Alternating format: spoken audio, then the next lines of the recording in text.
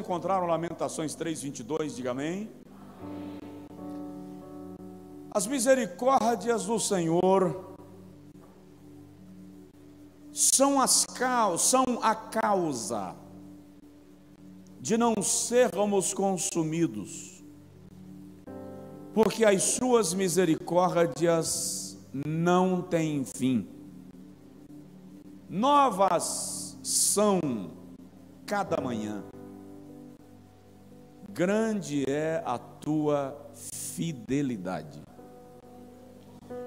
Se você for anotar, e eu acho que deve, eu entendo que você não deve ouvir uma pregação sem anotar. Porque quando você anota, o seu poder de assimilação aumenta. E você pode até pregar depois em outro lugar. Não tem problema. Mas pastor, eu posso pregar a mensagem que eu ouvi agora à noite? Pelo amor de Jesus, deve. Você vai alcançar pessoas que eu não vou alcançar. E elas serão comunicadas da mesma verdade. E isso é importante. Mas se você for anotar, coloca como tema aí as misericórdias de Deus. O tema geral deste conclave é amor, puro e simples. É isso? Simplesmente. Puro e simplesmente. Como entender o amor de Deus? Como compreender o amor na perspectiva bíblica? Como entender que Deus me ama independente do que eu sou, independente do que eu faço, porque não há nada que eu possa fazer para convencer Deus a me amar, visto que antes que eu fizesse qualquer coisa, Ele já decidiu por conta própria me amar, te amar. O livro das Lamentações de Jeremias consiste num salmo. É um salmo de lamento, escrito no período do cativeiro babilônico. Jeremias decide traduzir em poesia o sofrimento do povo, a angústia do povo. E no capítulo 3, de maneira específica, ele expressa a sua dor pessoal, a sua angústia interior. E em algum momento que parece que o desespero quer tomar conta de sua alma, ele diz: eu trago à memória aquilo que me dá esperança. Eu me alimento daquilo que me fortalece, que me nutre. Porque as misericórdias do Senhor são a causa de não sermos consumidos. Porque as suas misericórdias não têm fim. O tradutor da língua portuguesa repetiu a palavra misericórdia, mas no original hebraico Jeremias não repete. Primeiro ele usa hesed, misericórdia, compaixão, complacência. Depois ele usa hassad, que é carinho, desvelo, conservação, preservação. Então o que Jeremias está dizendo é que as misericórdias, a compaixão, a complacência do Senhor são a causa de não sermos consumidos, porque o seu carinho não tem fim. Provoca seu vizinho e diz para ele: Deus tem carinho por você. E carinho aqui se traduz por desvelo, zelo, preservação, desejo de cuidar.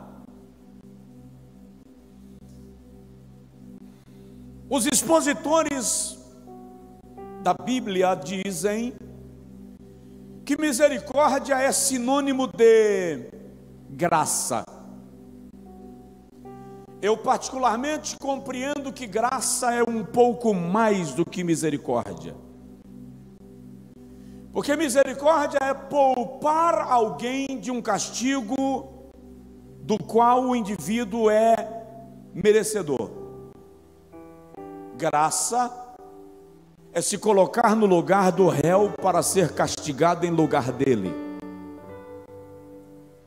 Nós somos alvo desta graça que é manifestada em nós por causa do amor.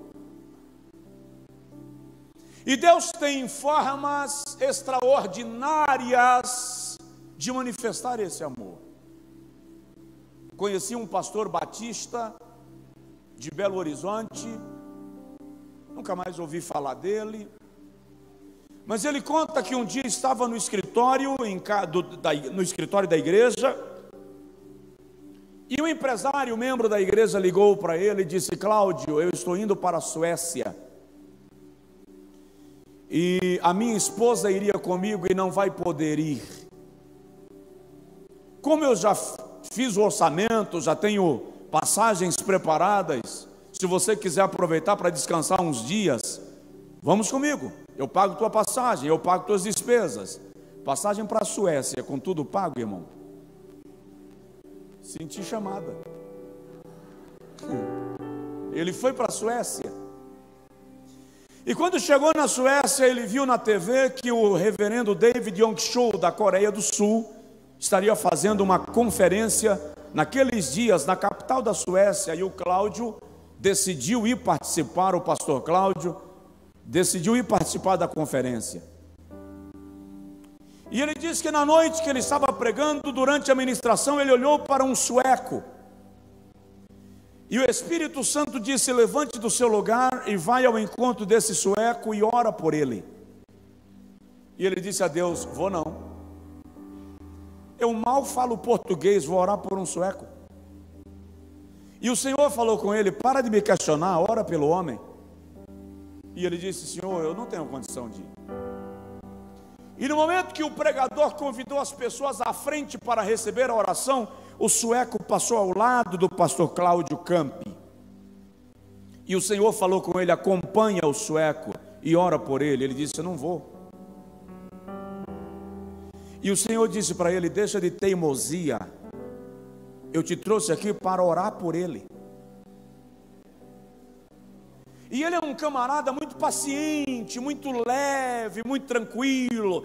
E ele disse que naquele dia ele desceu mais devagar ainda, para dar tempo de terminar a oração e Deus desistir daquele negócio. Só que enquanto ele descia bem vagarosamente, no meio do gramado, ele disse que o sueco caiu como que desmaiado. Aí ele acompanhou o sueco, não teve jeito. E ele agachou na frente do jovem, colocou a mão no peito do rapaz e começou a orar dizendo: Senhor, ama a alma desse rapaz. Em português. Visita o seu interior. E ele diz que enquanto orava, o sueco abriu os olhos e gritou em português: Deus me ama. E o camarada levantou e saiu correndo no estádio, fazendo aviãozinho: Deus me ama, Deus me ama, Deus me ama, Deus me ama. O pregador terminou a ministração e viu a cena. Chamou o sueco à frente para testemunhar o que aconteceu. E o sueco testemunhou e alguém o traduziu para o pastor Cláudio Campi, dizendo: eu sou sueco, nasci na Suécia, meus pais são suecos, mas na década de 80 eu ainda era criança, os meus pais foram enviados para fazer missões no Brasil. Vivi mais de 10 anos no Brasil e os meus pais retornaram para a Suécia por causa de enfermidades. Quando eu cheguei aqui, eu me revoltei com Deus, abandonei o evangelho, abandonei a igreja, abandonei a fé, ingressei no mundo das drogas e da prostituição. Eu já tentei suicídio 3 vezes, disse o rapaz. E essa semana, quando eu vi o anúncio desta conferência, eu entrei no meu banheiro, olhei no espelho e disse a Deus: eu vou te procurar mais uma vez, só mais uma vez, e eu quero um sinal de que o Senhor ainda me ama. E o sinal que eu quero que nesse estádio, no meio dessa conferência, que só tem europeus, o Senhor faça alguém orar por mim, só por mim, exclusivamente por mim, e não serve em inglês, só serve se for em português. Deus, que é onisciente, tira um camarada de Belo Horizonte, leva lá na Suécia, só para fazer uma oração, para demonstrar a um homem o quanto ele o ama, porque Deus é Deus.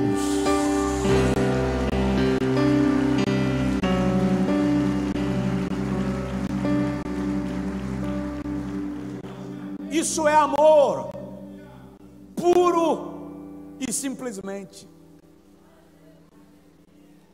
Mas de que maneira Deus expressa esse amor para comigo? Vamos observar alguns traços do amor de Deus na Bíblia. O que eu vou trazer para você é simples. Eu só vou te mostrar uns traços do amor de Deus, e você vai perceber no teu dia a dia quantas vezes Ele tem te demonstrado amor e você nem percebeu. Quer ver um exemplo? Deus ama como um pai, e como pai Ele se compadece. Quando Billy Graham veio pregar no Brasil, ele abriu na sua agenda, depois de uma reunião, um espaço para uma reunião com jovens filhos de pastores. E conta-se que naquela reunião, um jovem perguntou a Billy Graham: que tipo de pai é Deus? E o evangelista perguntou ao jovem: por que a pergunta? E o jovem disse: porque se Deus for um pai como o meu pai, eu não o quero. Muitas vezes a nossa referência de pai é comprometida pela nossa história pessoal. Mas o pai que a Bíblia revela em Deus é o pai que tem compaixão. Quando Jesus vai orar, na mais famosa oração da Bíblia, ele diz: Pai nosso. E a oração de Jesus é interessante, porque um judeu jamais se referiria a Deus na primeira pessoa da conjugação verbal. Sempre que um judeu vai se referir a Deus, ele se refere na terceira pessoa.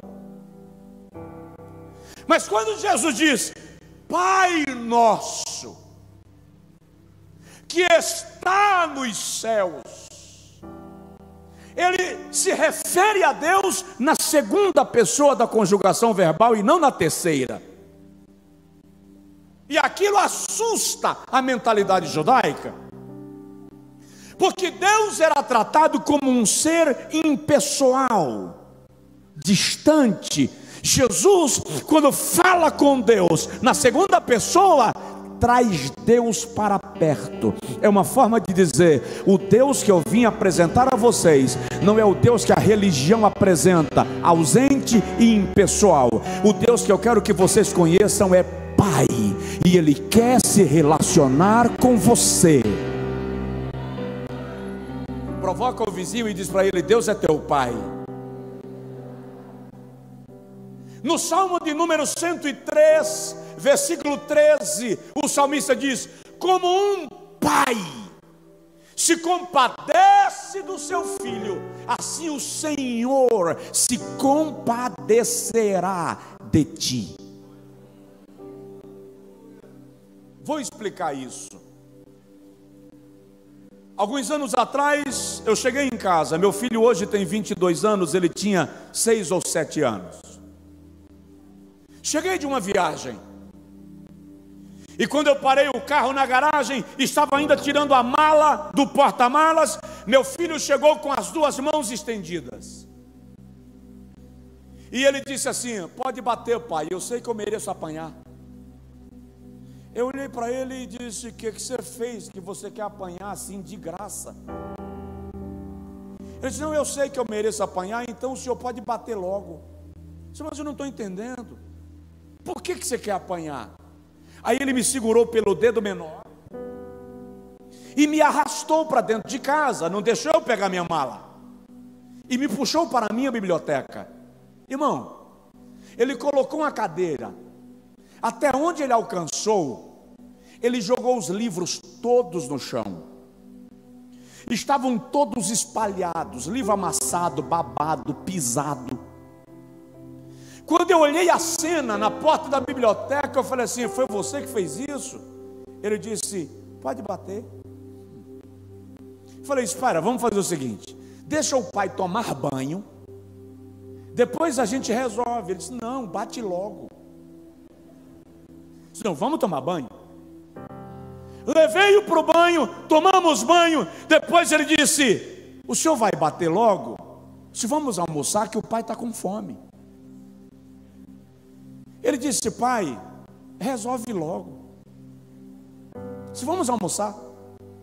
Coloquei no meu colo, almoçou comigo. Quando terminei o almoço, ele disse, eu disse para ele: agora vamos descansar, que o pai está cansado. Ele disse: pai, bate primeiro. O senhor faz o seguinte, vai lá fora, pega 2 panos e vem. Ele foi correndo, pegou 2 flanelas, veio. E eu falei com ele: me dá o livro. Ele me dava o livro, eu limpava, desamassava a página e ia arrumando na biblioteca. Terminamos por volta de 7 horas da noite. Quando eu terminei, que estava tudo no lugar, eu falei com ele: agora faz assim. Ele fez, com as mãozinhas rechonchudas. Falei: agora vamos tomar banho de novo e dormir, que o pai está cansado. Ele disse: mas não vai bater? Eu olhei para ele e perguntei: nós não já arrumamos? Já. Não já está tudo no lugar? Está. Então pronto, está resolvido. Vamos tomar banho e descansar. Por que eu estou te dizendo isso? Porque se eu, homem, fadado aos impulsos, possessivo, carregado de emoções, consigo ajudar meu filho a arrumar a bagunça que ele fez, em vez de dar uma surra nele, como você acha que o Pai da misericórdia reage a você, quando você reconhece que bagunçou as coisas, e diz para ele: eu mereço apanhar, e ele te chama para arrumar as coisas, colocá-las no lugar, e te faz descansar no seu peito, porque como um pai se compadece do seu filho, assim o Senhor se compadecerá de ti. Romanos capítulo de número 8, versículo de número 15 até o 17, Paulo diz assim: não recebestes o espírito de escravidão para outra vez viverdes com medo, recebestes o espírito de adoção, pelo qual clamamos: Abba, Pai. E esse mesmo espírito testifica com o nosso espírito que nós somos filhos de Deus. E se filhos, logo herdeiros, herdeiros de Deus e co-herdeiros com Cristo. Se é certo que com Ele padecemos, para que também com Ele sejamos glorificados. Você pode aplaudir ao Senhor?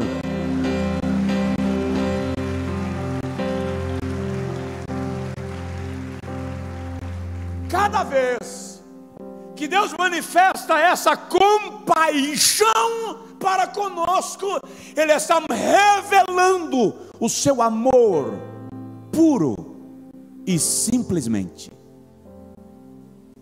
Provoca teu vizinho e diz para ele: Deus ama você. Se fôssemos trabalhar na base do mérito, nós não mereceríamos estar vivos. A religião ensinou que você é abençoado pelos méritos, pelo que você faz para deixar Deus feliz.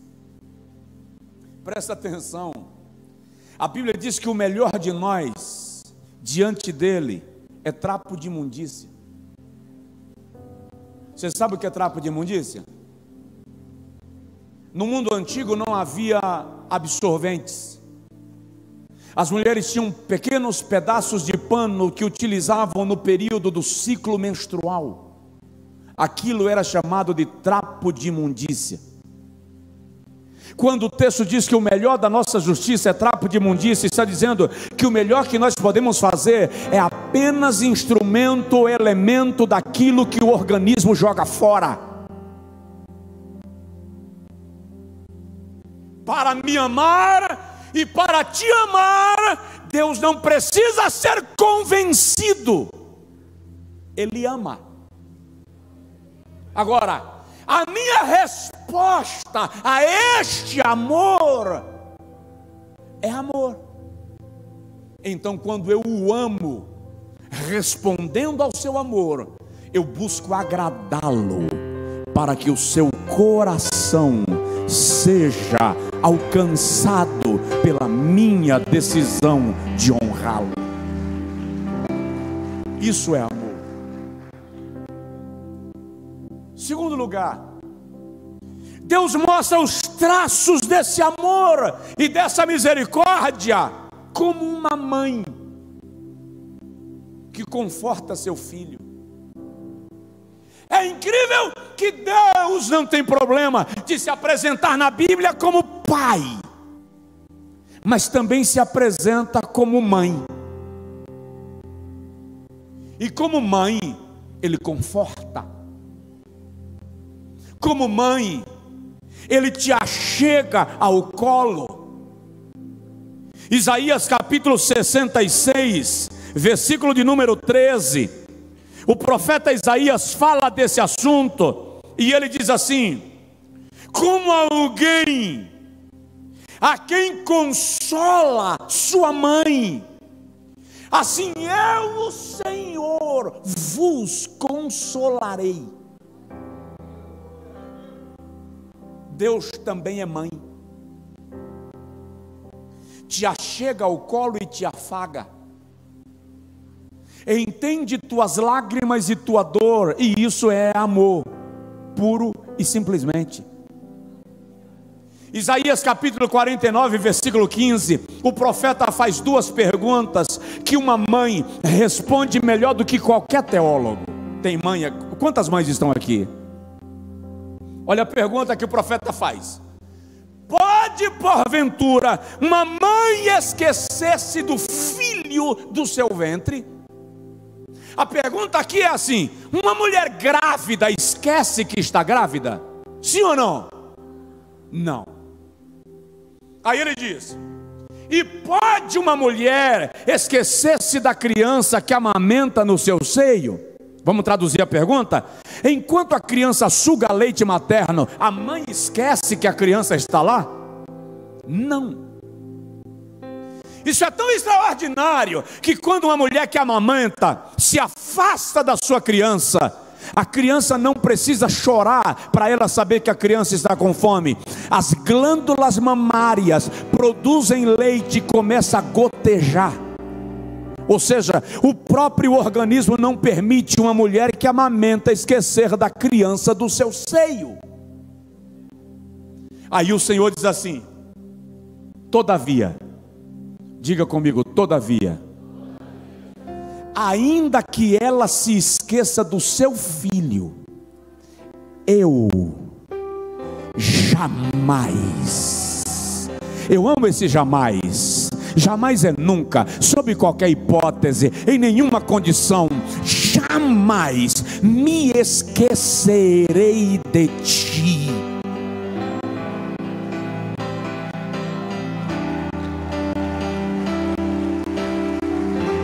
Aleluia! nas palmas das minhas mãos eu te gravei, e os teus dias estão todos registrados diante de mim. Ele te ama e te conforta como uma mãe. Você precisa de sinais de amor de Deus? Eu estou precisando de uma prova do amor de Deus. Estou te dando.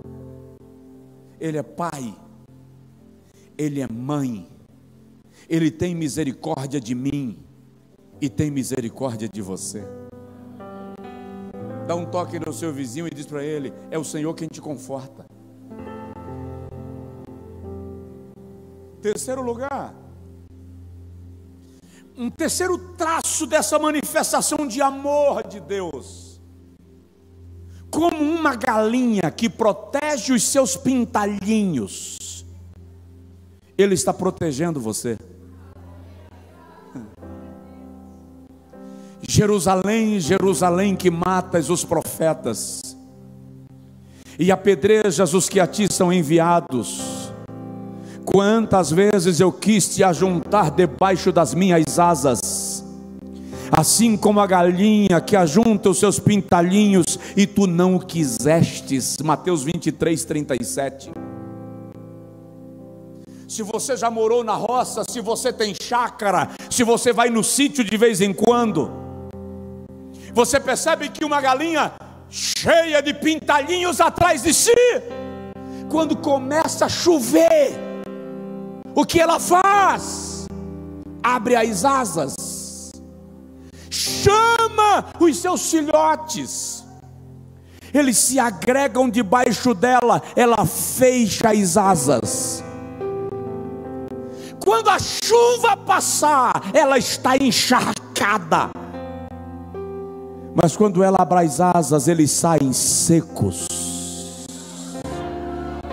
piando. O que isso significa? O mundo está em plena revolta, o mundo está em polvorosa, o mundo está sob ataque do inferno, mas o Senhor abriu as asas, estendeu sobre você, de maneira que Ele te torna invisível, Ele te esconde debaixo das suas asas, e debaixo das suas asas estarás seguro. Só a eternidade revelará quantos laços foram quebrados para você passar. Só a eternidade revelará quantos laços foram quebrados hoje por sua causa. Quantos livramentos Deus te deu, porque Ele te esconde. Eu terminei de pregar um dia numa igreja, numa cidade chamada Itabuna, na Bahia. 70 e algumas pessoas aceitaram a Jesus como Salvador naquela noite. Quando eu terminei a ministração, meu irmão estava comigo, eu disse para ele: se nós formos embora agora, 1h30 da manhã estaremos em casa. Se eu ficar aqui, eu não durmo antes de 1h30. Vamos embora? E ele concordou. São 300 quilômetros de Itabuna para a nossa cidade. Só que quando eu desci do palanque, a conferência foi na rua, uma cruzada. Quando eu desci do palanque, fui em direção ao carro, uma irmã chegou para mim e fez assim: pastor, Deus manda a gente fazer umas coisas que a gente não entende. Eu disse: irmã, entendendo ou não, eu não sabia o que era, entendendo ou não, se Deus mandou, é melhor fazer. Ela disse: é que Deus mandou eu orar pelo seu carro. Irmão, eu tenho muita dificuldade de entender esse negócio de orar pelo carro. Eu entendo orar pelo dono do carro, porque o diabo não quer meu carro, ele não precisa do meu carro. Então eu era muito mais conservador no tocante a isso antes desse episódio. Eu disse: minha irmã, a senhora tem certeza que Deus mandou a senhora orar pelo carro?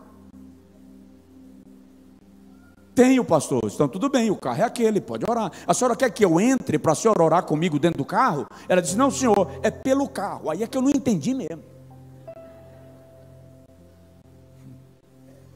Aí ela foi perto do carro. Quando ela chegou lá perto, ela parou e voltou. Ela disse: pastor, é muito estranho. E eu no meu interior disse assim: não dificulta. Isso que é estranho, irmã? É que Deus mandou eu orar caminhando em volta do carro. Eu disse: irmã, a senhora tem certeza? Tenho, pastor. Fique à vontade. E ela orou caminhando em volta do carro, e marchou, e falou em línguas.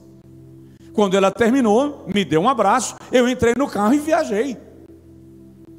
28 quilômetros depois, na rodovia BR-101, numa curva que só depois eu fiquei sabendo que é chamada de curva do óleo. Estava chovendo bem serenamente. O meu carro rodopiou em cima da pista. Na primeira rodada, o carro bateu à frente na lateral e foi jogado de volta para o outro lado da pista e bateu a traseira. Foi açoitado de volta, bateu a lateral e foi açoitado rodopiando e caiu do outro lado da pista na calha.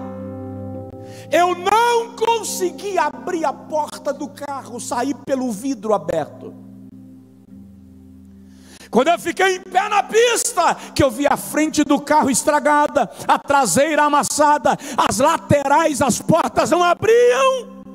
Eu ajoelhei em cima da pista e disse: Senhor, agora eu entendi porque o Senhor mandou a irmã orar em torno do carro. O Senhor estava me blindando, criando proteção. O laço foi quebrado porque Ele nos ama e garante proteção. Aleluia! Ele ama você pura e simplesmente, até quando você não entende. Incrível como Deus ignorou minha murmuração. Incrível como Deus não deu atenção à minha ignorância. Ele apenas estabeleceu limites e garantiu proteção, porque Ele protege, e isso é prova de amor. Lembra de quantos amigos seus já morreram e você está vivo? Quantas situações que parentes seus viveram e Deus te preservou? O acidente que você sobreviveu, a enfermidade da qual Deus te curou. Presta atenção numa coisa: Deus não brinca de jogo da sorte. Deus não brinca de roleta russa. Ele não fica brincando de soltar dados para ver qual é o lado que cai, para saber se você escapa ou se você morre. Não. Ele apenas colocou um dedo sobre você e disse: é meu, é minha, este é o meu plano.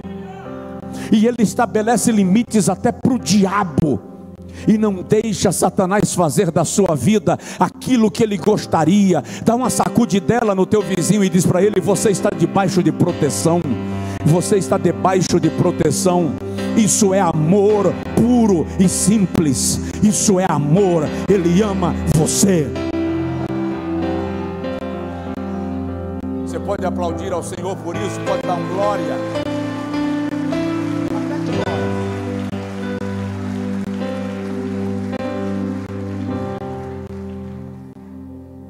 Vamos lá. Terceiro lugar. Quarto, né? Vamos ver mais um traço do amor de Deus. Como uma ama, Ele te amamenta, Ele te nutre.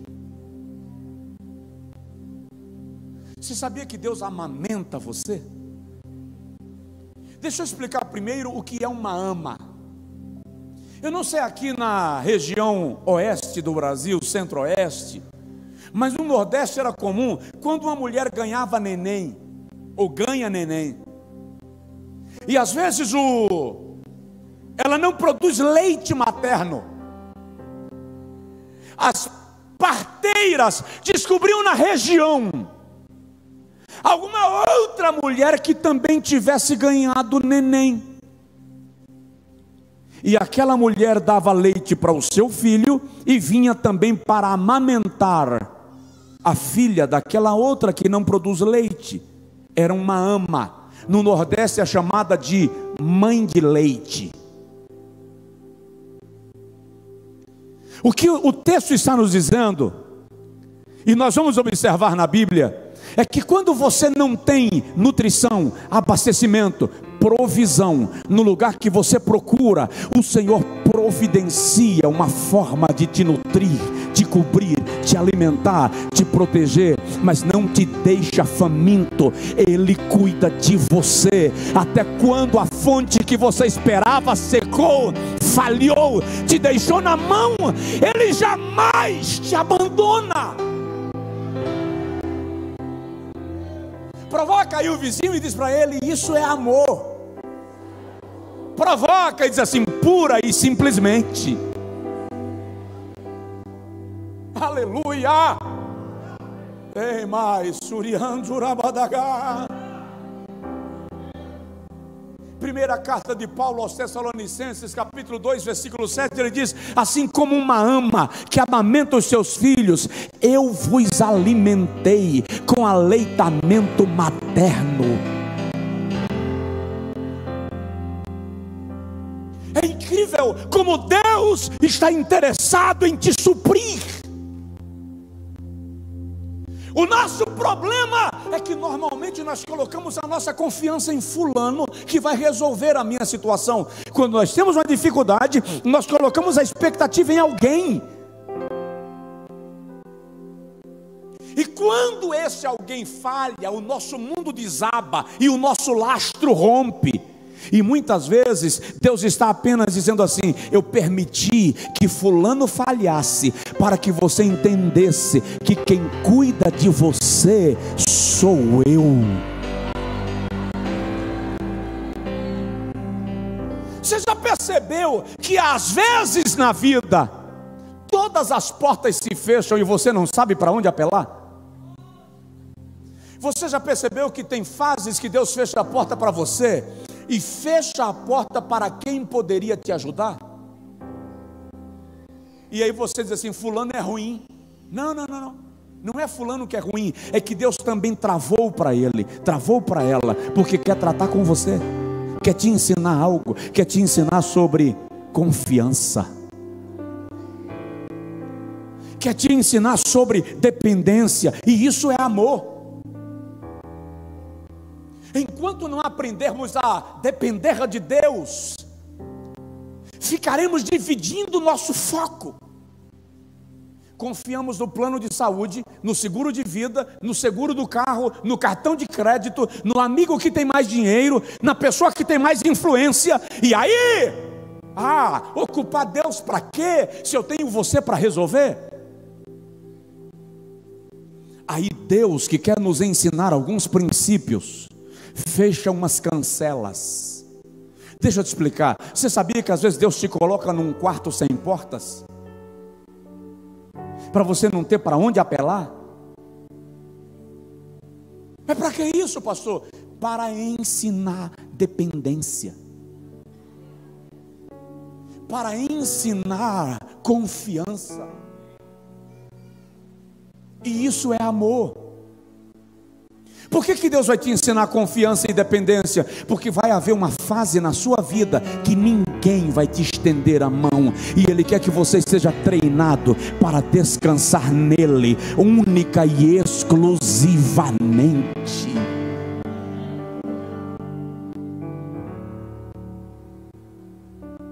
As misericórdias do Senhor são a causa de não sermos consumidos.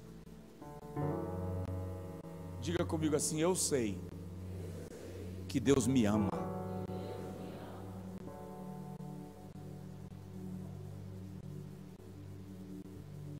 concluir. Vamos ver mais 2 traços desse amor. E para de dar ousadia para o diabo quando ele diz que Deus esqueceu de você, que Deus não está te ouvindo. Como pastor, ele busca. É incrível que na Bíblia você não vê a ovelha buscando o pastor. É o pastor quem busca a ovelha. Você não vê a dracma procurando a dona da casa. É a dona da casa que sai procurando a dracma. Não é o filho pródigo quem corre para o pai. É o pai quem corre ao encontro do filho pródigo. Isso é expressão de amor. Em Mateus capítulo de número 18, o Senhor Jesus nos ensina um princípio. Ele diz: quem é o pastor que, tendo 100 ovelhas, ao perceber a ausência de uma, não deixa as 99 no aprisco e sai em busca daquela que se desgarrou? O que era o aprisco? O aprisco não era o curral. O curral ficava lá na fazenda, lá na base. O aprisco era um local de apoio que os pastores construíam no deserto. Eles saíam para dar pastagem para o seu rebanho, e quando a noite chegava e não dava para voltar para a base, todos os pastores se reuniam em torno do aprisco para passar a noite juntos. Colocavam todo o rebanho dentro do aprisco. As ovelhas se misturavam. Deixa eu dar só um toque. Ovelha não tem problema de se misturar. São pastores que têm dificuldade de passar a noite juntos. Porque a ovelha conhece a voz do seu pastor. No outro dia, quando o pastor chama, elas não ficavam misturadas, elas iam em direção ao pastor que cuidou delas o dia inteiro. Porque presta atenção, quando você cuida da ovelha o dia inteiro, ela não tem problema em reconhecer tua voz do outro dia.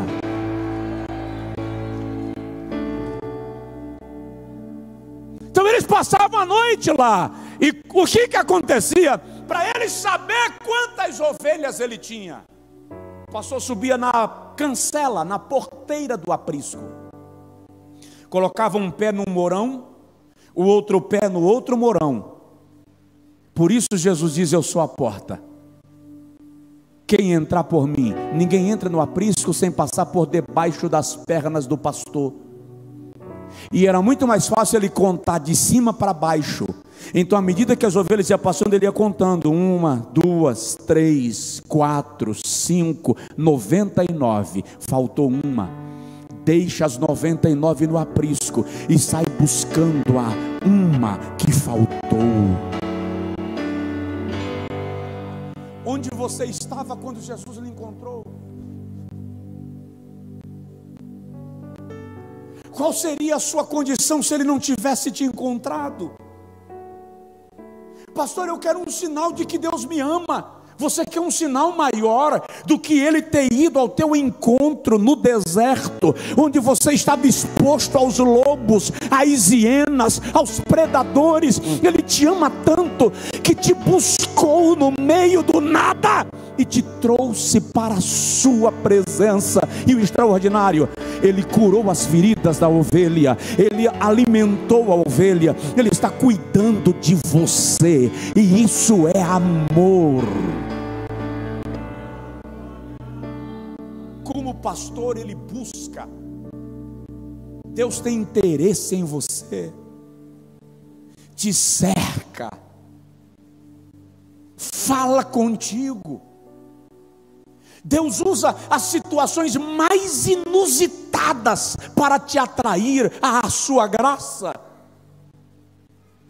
Incrível que ele usa as pessoas menos prováveis para falar contigo.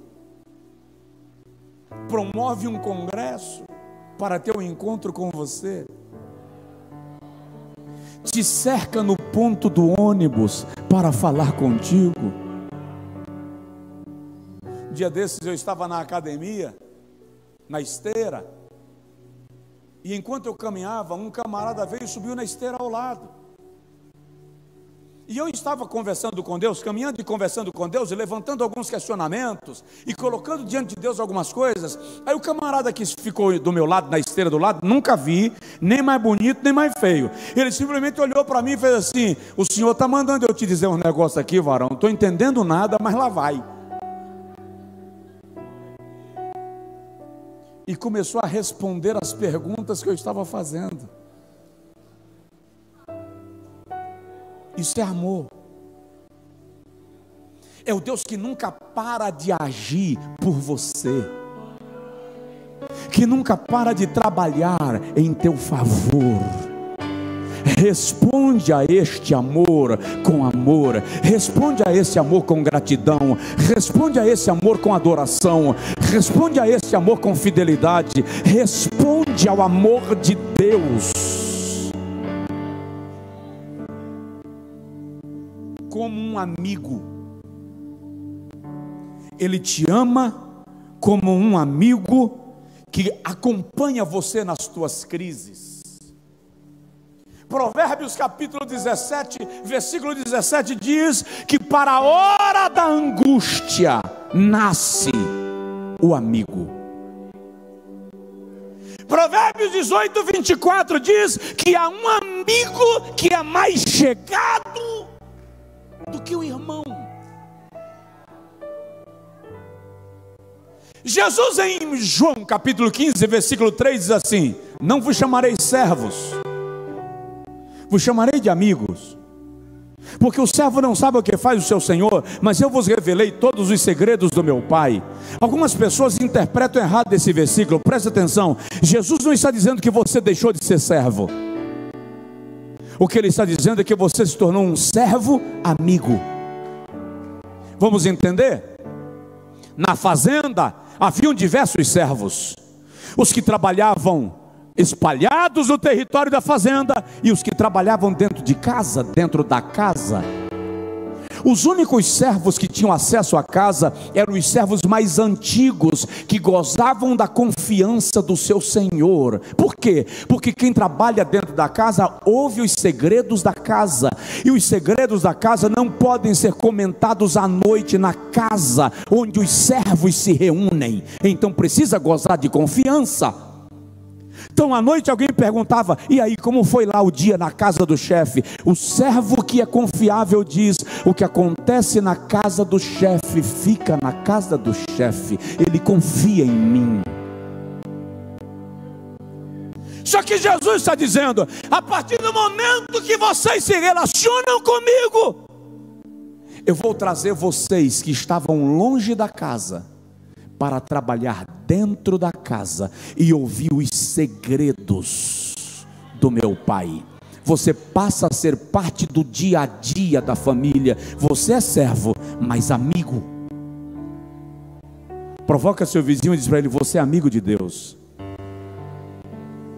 e Ele ama você como um amigo. E olha, eu vou te dizer uma coisa: ser amigo de Deus é um negócio muito interessante, porque é algo do caráter de Deus. Ele defende os seus amigos. Um dia Arão e Miriam falaram mal de um amigo de Deus. Moisés tomou uma decisão na vida. Arão e Miriam chegaram em casa batendo papo, dizendo quem ele pensa que é. Eu sou o sumo sacerdote. Miriam disse: eu sou a profetisa. Esqueceram que Moisés era amigo, porque melhor do que título é relacionamento.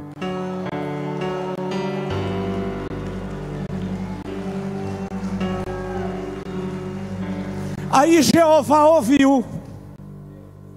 Quando Jeová ouviu, ele disse assim: Moisés, chama Arão e Miriam, leva lá na tenda que eu quero conversar com vocês três. Números 12. Quando chegam lá na tenda, o Senhor diz assim: Arão, Fala, senhor. Miriam! Pois não, senhor. Olha a colocação de Deus. Se houver em Israel um profeta, apresentem a mim, porque eu não conheço. Acabou de tirar a credencial de Miriam, desconsagrou Arão. Como é que vocês ousam falar do meu amigo? Porque com ele eu converso tete a tete, face a face, boca a boca. Toca assim no vizinho, fala com ele, investe no teu relacionamento com Deus.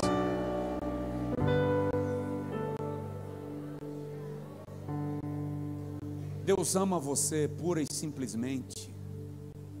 Ninguém te toca sem ter que dar conta a Deus do que fez com você. Eu vou concluir a nossa reflexão te falando o seguinte: eu não sei qual é o processo pelo qual você está passando, e eu saber não muda nada, mas o processo pelo qual você está passando, mais amargo que seja, é Deus provando que te ama. Como é que eu vou entender isso, pastor Josué? Se o senhor soubesse que eu chorei a noite inteira. Como eu chorar é prova de amor. Deuteronômio 32:11. Assim como a águia adeja o seu filhote nos ares, o Senhor te faz caminhar no deserto. Vamos entender isso? Os estudiosos dizem que a águia, quando vai colocar ovos para que os seus filhotes nasçam no seu ninho, o ninho da águia é produzido com camadas de espinhos, algodão e folhas. Espinho, algodão e folhas, para ele nascer no conforto. Para que os espinhos? Eles estão apontando para fora, para que o predador não tenha acesso ao ninho. Então Deus te coloca em lugar de conforto e te cerca de espinhos, para que o inimigo não consiga passar do limite. Só que quando chega a hora do filhote aprender a voar, ele não quer, porque o ninho é confortável. Voar requer determinação. Então a águia chega no ninho e tira a camada de folha e a camada de algodão, e deixa algumas pontinhas de espinhos para o filhote encostar e não encontrar conforto. Preste atenção, Deus está te causando algum desconforto para você sair do ninho, porque chegou a hora de voar. Mas o filhote fica lá, ele não quer ir, e ele pisa e sapateia e não voa. A águia vem no ninho e começa a enxotar o filhote. Tem um momento que ela chega a levantar as penas do pescoço, como se estivesse com raiva dele, enxotando ele do ninho, e ele não vai. Sabe o que a águia faz? Pega o filhote pelo bico, o bico dela, e ela voa do ninho com ele pendurado. Quando ela chega no ponto mais elevado que ela pode, ela solta o filhote e deixa ele despencar ar abaixo. E ele vem batendo as asas, tentando voar sem conseguir, e a águia continua fazendo o voo rasante, apenas olhando de longe a reação do seu filhote. Ele está desesperado, não sabe voar, vai arrebentar no solo, e ela está apenas voando como se aquilo não importasse para ela. Será que você está vivendo a fase que você tem a sensação que está despencando e parece que Deus não está se importando? Quando a águia percebe que ele não vai voar ainda, ela estende as suas asas, que pode alcançar 2 metros de envergadura de uma extremidade à outra. e mergulha em direção ao seu filhote, ela pode alcançar até 300 quilômetros por hora. Ele vai caindo desesperado e ela está voando ao encontro dele. Quando ele menos espera, a águia passa por debaixo do filhote e ele cai em cima dela.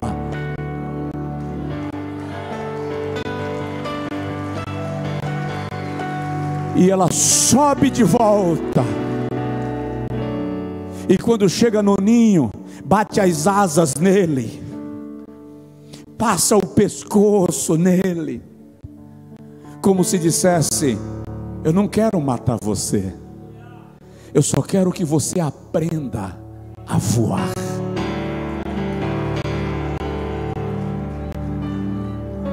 Às vezes que você se sente despencando mar abaixo, às vezes que você tem a sensação que tudo ruiu, e Deus não fala, e Deus não responde. E é incrível que às vezes você vem para o culto, aí Deus fala com o cara do teu lado direito, e fala com o camarada do teu lado esquerdo, mas não fala contigo. Aí você diz: Deus me esqueceu. Não, na verdade Ele está apenas voando, enquanto observa você, esperando você aprender a voar. Quando Ele percebe que você ainda não consegue resolver aquilo, Ele vem e te pega no colo, te leva de volta para o lugar de segurança. E a palavra de Deus para você hoje é: você não vai morrer nesta crise. Eu não estou querendo matar você, eu estou apenas te ensinando a voar. Antes de levantar, olha no teu vizinho e diz para ele: isso é amor, puro e simplesmente. Fica de pé, por favor.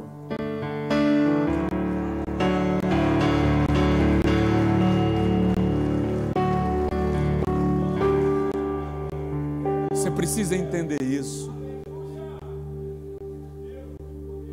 Tem um cântico do cantor cristão que diz assim: o amor de Deus é singular, ninguém jamais pôde explicar. Eu li um dia de uma criança viajando de avião, e normalmente quando as crianças embarcam num voo longo, a companhia aérea oferece um caderno de colorir. Hoje está mais fácil, hoje está tudo digital. E a criança recebeu a cadernetinha para colorir, abriu a mesinha e começou a pintar. De repente, alguém anunciou que todos deveriam se colocar em posição de impacto, porque a aeronave estava com problemas e o piloto iria tentar um pouso forçado. Irmão, um aviso desse, a 10 mil metros de altura, é tanto voto. Você faz muito voto. Todo mundo fechou a mesinha, se colocou com a cabeça entre os joelhos, desesperado, reza, ora, pede, suplica, faz promessa, faz voto. O menino continuou com a mesinha aberta, pintando o desenho. Parece até que ele não sabia o que estava acontecendo. A aeromoça nervosa chegou para ele e disse: feche essa mesinha, se coloque como nós estamos falando. Será que você não percebe que isso é urgente? O menino olhou para a aeromoça e disse: o piloto é meu pai. Sabe o que é que ele estava dizendo? Eu sei quem está na cabine dessa geringonça, eu sei quem está mexendo nos botões lá dentro. Não me importa o que você diz aqui fora, enquanto meu pai não disser que vai cair, eu estou tranquilo. Ei, presta atenção. Essa noite eu vim aqui para te dizer que o piloto é teu pai. O piloto é teu pai. Provoca o vizinho e diz para ele: o piloto é teu pai. Não importa o que as pessoas estão dizendo cá fora, quem está na cabine tem o controle da situação e é teu pai.